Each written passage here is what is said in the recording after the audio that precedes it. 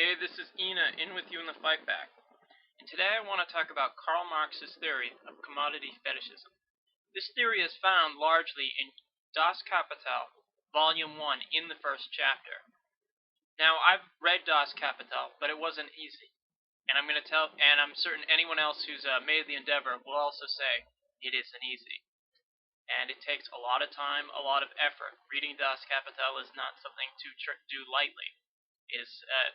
But when you go through it, you finish it, you come out with greater knowledge of how society functions.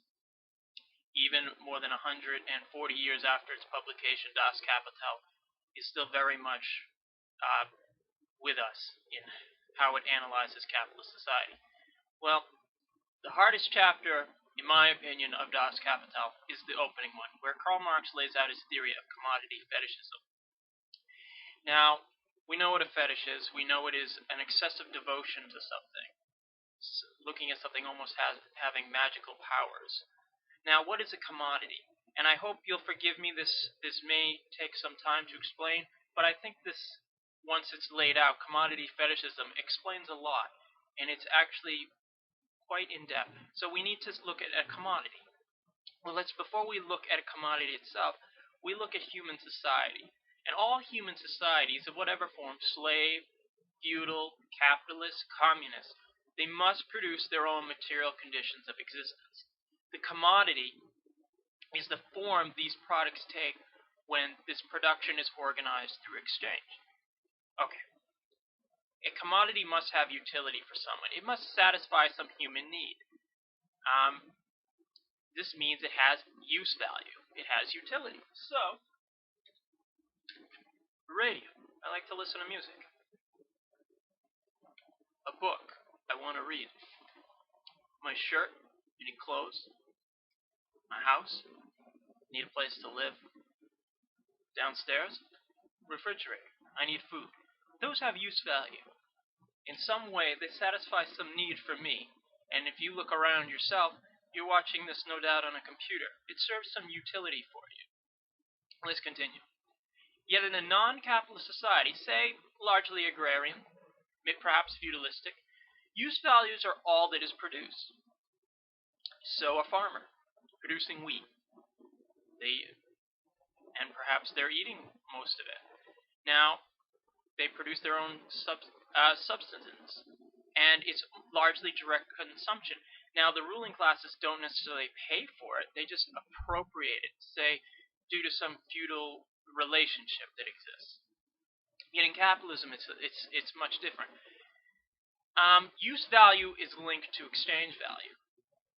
So exchange value is something produced for exchange in the marketplace, for money, for profit, rather than for direct consumption.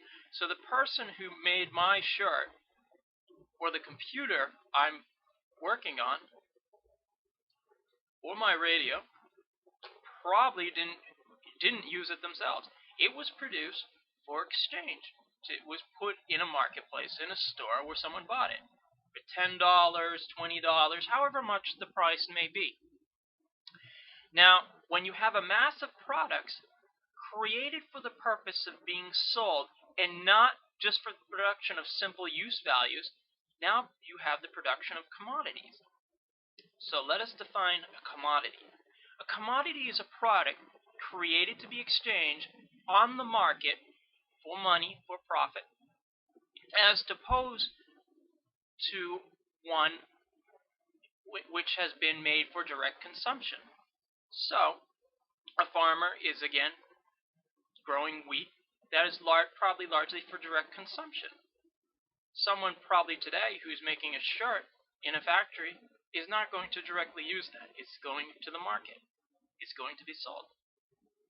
So, a commodity must have both use value, I wear the shirt, and exchange value. This has some price tag on it. $10, $15, $20, whatever the price may be. Now, how does this work? Okay, use value. Again, the use value for whatever you buy, you need some utility to it, or no one's going to buy it. This radio has some utility. Someone's going to want to buy it. It has a use value. Now, commodity production, we also are assuming a division of labor in commodity production. If all of us are wheat farmers, no one would exchange because we're all growing wheat. Why would I exchange with my neighbor down the street, as it were, for wheat when I'm also growing wheat? Doesn't make sense. And what we need is a division of labor. So, if I'm growing wheat and the person down the street, as it were, is producing shirts and I'm not producing shirts, well, we have potentially something. We can exchange something because I'll need a shirt. And this means we have the production of different use values, wheat and shirts. Very simple, very rudimentary, but I think you get the point. And then you have people exchanging commodities. They're going to come together in a marketplace. And products are produced for exchange. Commodities are produced for exchange. I will sell my wheat to my neighbor who's producing shirts. Perhaps he will buy my wheat for $10 a bushel. And I will buy a shirt from him for $10. Doesn't matter. We have, in many senses, the beginning of a market here. Now, in capitalism, commodity production is the production of exchange values. Now, again, in feudalism, it's largely the production of use values. There's not a great deal of commodity production. It does exist, but it's very much on the peripheries. But commodity production in capitalism, or capitalism is a sense, commodity production is generalized. It's all pervasive. It's everywhere. It's all about exchange value. You go to a store, the grocery market, the mall, wherever, you're going to find stuff for sale, stuff that you can buy. Now you see commodities. You see CDs. You see radios, books, house, food, everywhere. You see advertisements for it. Turn on your television, another commodity. Even your labor, your hands, your head, physical and mental labor. It has a value, or labor power, as it were. You are sold, in a sense, from 9 to 5. You have a price. Everything has a price. Commodity production is everywhere. And nature has a price. You can buy land. Sex. We have prostitution. We have advertisements with women are devalued to sell perhaps a new car. Everything is for sale. We have to consume. Otherwise, society can't function because it's all for the production of exchange values. And that is how society works. Now, it seems that commodities control us. The advertisements, the malls, the grocery stores, everything. It's all we have to consume. That's the way it's going, right? And we have commodities that are so diverse. I mean, this book, the radio, the shirt, the computer, the house, the food, the car, whatever it is, they seemingly have nothing in common. Except that they are produced for consumption. They're produced through production of some sort, or they're maybe produced for destruction. For instance, the arms industry. It's really just produced to kill things or people. Now, in order to be produced in capitalism, you need to be exchanged. You have money in common. All of these commodities, whether it's your labor power, your shirt, your computer, your house, your car, your radio, your books, they all have a price to it. They all have money in common. Well, we see a commodity. We see its price. When you look at this shirt in the store, you're going to see the price tag. Whatever the commodity is, you will see the price tag. Whether it is a worker you're hiring, or the capitalist is hiring, that worker is perhaps going to work for $10 an hour. The advertisement, it's going to bring in so much money. The models you're using for that advertisement, they have a price tag. The food has a price tag. Your home has a price tag. Now, again, commodities change. It's like the market is very different, you know. What is wanted by people? It's kind of mysterious. Think about it. For instance, no one wants a Betamax VCR. Now it's all Blu-rays. At one point, perhaps Betamax was the way to go, or VCRs in general. The market is unwieldy. Wants and needs change, and commodities seemingly escape control.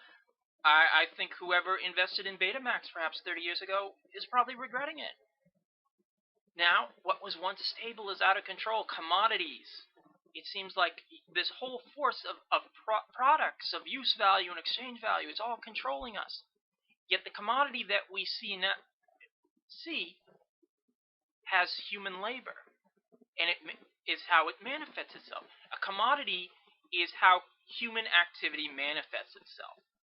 Commodity is an object of nature. It is made from out of nature's elements, whatever the raw materials may be. It is a product of labor, hand and head. Of course, collectively in a social production, but it's very much there. And it is formed, it is, again, a product of labor, an object designed and formed by people to serve a specific purpose, whatever that purpose may be. The radio has music that I can listen to. The book brings me intellectual enjoyment. The clothes give me warmth. The house is a dwelling. The food keeps me going. The car gets me from point A to point B. And commodities, not only do they have a price on them, but there's something, the price in a sense is an abstraction. It's concealing something that they really have in common, and that is that they're the product of human labor, of workers, hand and head. The exploitation of workers is what produces commodities under capitalism. And yet we have commodity fetishism. We don't really see, when we go into the store, we don't see the human labor behind this. We see only the price. We see the thing we buy and sell. We see the relation between the things. When we go to the cashier, we put down our money, we get our shirt, and we're gone. It is very much individualized. It's just a relation between things.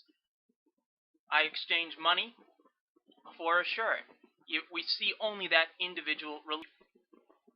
We only have an individual relation to the commodity. When we buy a shirt, we pay $10 to a cashier, and that's it. Yet it relates to a whole system. It isn't just an individualized production. It's generalized commodity production. In order for you to buy that shirt under capitalism, there's production. There are people working in a factory somewhere producing shirts. There's a system of exchange value that we call capitalism. This means that a commodity, my shirt, is related to a general demand, general labor. People are buying the shirt. There are workers producing that shirt. It can be valuable or it can be not, whatever, depending on the fluctuations of the market. Perhaps no one likes this type of shirt, and in 10 years it will be completely worthless. And we have, as the division of labor under capitalism develops, more people are drawn into its commodity production and its consumption. We have more people working in factories to produce more commodities for people to buy. We have advertisements spinning out of control, permeating us everywhere, getting us to consume, buy, because that is how this society works. We have and greater grows the relation of things. Greater grows the commodities around us that we can buy, that we can gain. And we need, again, this need to produce commodities for sale. Yet the market is volatile. It can bring profit to people. Someone who get on Blu-ray when it first came out, they're getting great profit. Someone who's getting Betamax, that company is probably in the toilet. And yet commodity production controls the worker. Think about it. They need all these commodities. They need the food, the house, the clothes. They need to consume because that's what society is telling them through advertisements and everything. The worker is being overpowered and controlled by commodities. Their own labor power has become a commodity. Their head, their hand. And the worker, in a sense, is becoming a commodity. The very thing that makes the worker human. The product of labor, their own human activity. When our human activity brings us great works of art, it brings us writing, it brings us architecture, it brings us all the great things we think of in human society. Yet that product of labor is, in a sense, it can be producing armaments. It can be producing something that, through the labor of that worker, it doesn't belong to the worker. It belongs to the owner. It belongs to the capitalist, the person who sells it, along with the labor power of the worker. The worker is objectified, turned into an object, something to produce more commodities, more exchange value. The worker is dehumanized. You're almost seen as an appendage to the machine. And instead of using human labor to produce for own needs and own desires of people to enrich the human personality, the human spirit, you're producing for exchange. You're producing for money. And everything is related to a price. Everything has its price. You're alienated. You're objectified. And commodities seem to rule the lives of workers. Yet these are the products of a relation between people. Commodities are a relation, are expression of a social system, the social system of generalized commodity production known as capitalism. And that is the basis, is the exploitation of labor by capital. Labor creates all wealth. The working class is what produces commodities. It isn't commodities that are controlling us. The real relation is the relation of the exploitation of the proletariat by the bourgeoisie. This is capitalism. And commodity fetishism is a natural product of how that system works. It gets you to see, it shields the real social relations of the exploitation of worker by boss. Not only is ideology, the ideas of the ruling class that perpetuate a system of exploitation and misrule, but ideology is also this whole commodity. It seems very natural. It's ingrained in the system. Commodities are real products. They're real products created by people, and yet they're controlling people to produce, to consume, and all of this. And we can compare this to religion, as Marx does. God is man's creation. I'm an atheist. There is no God. Under religion, man pays worship to his own creation, God. God, religion, serve as a prop for exploitive relations under feudalism in Europe. You're justifying it through relation to your own mysticism, your own creation. Yet under capitalism, the relation of exchange created by people, commodity production, it conceals the true relation of exploitation, and they justify this by the whole ideology of the freedom to exchange, the open market, free trade, whatever. Commodities are real, unlike God, and their exchange conceals a real relation. In buying and selling commodities, you don't see where they come from, which is the exploitation of labor. And you need to lift that veil. You need to look past the advertisements to see that it is the exploitation of workers that produces those commodities. Forget the advertisements and the commodities. See the real relations that sustain those commodities. When you see that your shirt is made in China or India or Indonesia, there are people sweating in factories, being exploited. When it's made in America, it doesn't mean it's being made by non-exploited workers. It means that some worker is slaving away on a factory bench from 9 to 5, or probably longer, to produce the product you're enjoying, and you just see the price. You don't see what lies beneath, which is the exploitation of the proletariat. So now that we've lifted the veil of capitalist exploitation, now that we've lifted the veil of commodity fetishism, what happens? What does that mean? Well, it shows us that we see the truth. We see the real relations of capitalist production. And we need to abolish the commodity as a form of alienation. Abolish the commodity as a form of wealth and poverty, decadence and misery, the rule of the few over the many. We need a new system where we are not ruled by exchange. We need communal cooperation, where the free development of each is the condition for the free development of all. We need the rule of the working class producing for their associated needs to create rich social individuals with rich social needs, and that's called communism. And that is what we have. Once you see those real relations, it's not enough to say, oh yeah, I see it. You got to act, do something to help bring about a system where commodity fetishism is gone, where the whole capitalist production is gone, and that's communism. And I hope that this video helps illuminate Marx's theory of commodity fetishism. This is Ina, until next time.